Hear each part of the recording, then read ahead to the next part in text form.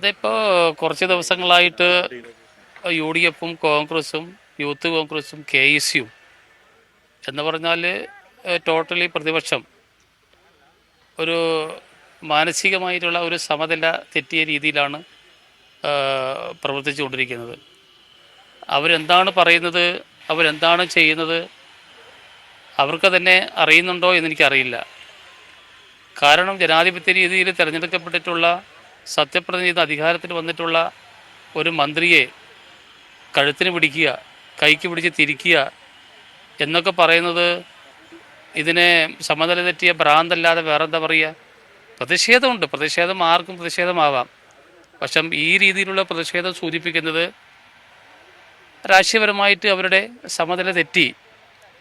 ഈ രീതിയിലാണ് കേരള രാഷ്ട്രീയം അടുത്ത തെരഞ്ഞെടുപ്പിലേക്ക് കടക്കുന്നതെങ്കിൽ യു ഡി എഫിന് മൂന്നാം തവണയും അധികാരത്തിൽ വരാൻ വേണ്ടി സാധിക്കില്ല.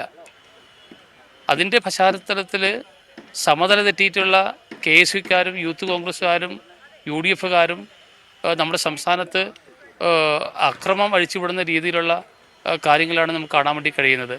മന്ത്രി ഇല്ലാത്ത വീട്ടിൽ പോയിട്ട് മന്ത്രീൻ്റെ വീട് തള്ളി തുറന്ന് മന്ത്രീൻ്റെ വീട്ടിൽ റീത്ത് വെക്കുക, ഇതൊക്കെ ഇത് കേരളത്തിലല്ലേ, ഒരു സാംസ്കാരിക കേരളത്തിലല്ലേ, പ്രബുദ്ധരായിട്ടുള്ള കേരളത്തിലല്ലേ? എന്താണ് ഇവർ കാണിക്കുന്നത്? ഇതൊരു ജനാധിപത്യ സംവിധാനത്തിൽ ഉള്ള ഒരു സ്റ്റേറ്റിൽ ഇത്തരം ഒരു കൈവിട്ട രീതി പോകുന്നത് ഇവർ മാനസിക സമാധാനം തെറ്റിയെന്ന് ഇപ്പം പറയാൻ വേണ്ടി സാധിക്കുള്ളൂ. ഇനി ഇലക്ഷനോട് കൂടിയിട്ട് പ്രഖ്യാപിക്കുമ്പോൾ ഇനി ഏത് രീതിയിലാണ് ഇവർ പ്രതികരിക്കാമെന്ന് നമുക്ക് ഊഹിക്കാവുന്ന കാര്യങ്ങളേ ഉള്ളൂ. ചിലപ്പോൾ ഒരാളെ കൊല്ലാനും മടിക്കില്ല. ഒരു മന്ത്രിയെ പിടിച്ചിട്ട് കഴുത്തിന് പിടിച്ച് അപായപ്പെടുത്തുക എന്ന് പറഞ്ഞാൽ അത് ഒരാളെ കൊല്ലുന്നതിന് തുല്യമായിട്ടുള്ള കാര്യമല്ലേ?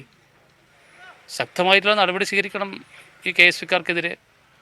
ഏതായാലും ഇതൊക്കെ നമുക്ക് കാണാൻ വേണ്ടി കഴിയുന്നത് കെ എസിൻ്റെ യൂത്ത് കോൺഗ്രസിൻ്റെ ഒക്കെ മാനസികമായിട്ടുള്ള സമനില തെറ്റിക്കഴിഞ്ഞു. ഇതൊക്കെ കേരളത്തിലെ ജനാധിപത്യ രീതിയിൽ ജനങ്ങൾ കാണുന്നുണ്ടല്ലോ.